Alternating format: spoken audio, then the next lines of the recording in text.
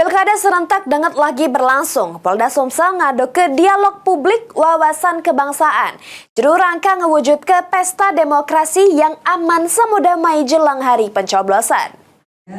Juga kami ucapkan selamat datang dan Kabid Humas Polda Sumsel. Dihadirkan oleh segala elemen masyarakat, mulai dari pejabat Polda, Bawaslu, KPU, stakeholder terkait, mahasiswa, pelajar, insan pers, serta tokoh agama. Dialog publik wawasan kebangsaan berlangsung di Hotel The Zuri Palembang pada Jumat awan.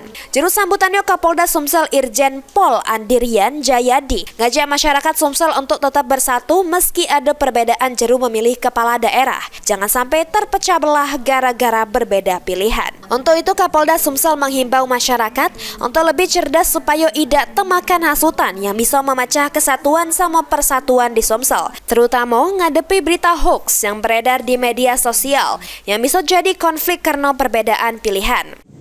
Ada kecenderungan meningkatnya penyebaran berita bohong atau hoax, baik dalam bentuk kampanye negatif maupun kampanye hitam melalui media-media sosial. Oleh karena itu, tentu dibutuhkan upaya bersama untuk menjaga persatuan dan kesatuan agar tidak berpotensi menimbulkan polarisasi sosial, apalagi sampai terjadi konflik akibat benturan kepentingan perbedaan pilihan. Kapolda juga menghimbau segala pasangan calon kepala daerah untuk tidak membuat hal yang bisa memicu konflik berujung terpecahnya kesatuan masyarakat. Mulyadi, PAL TV.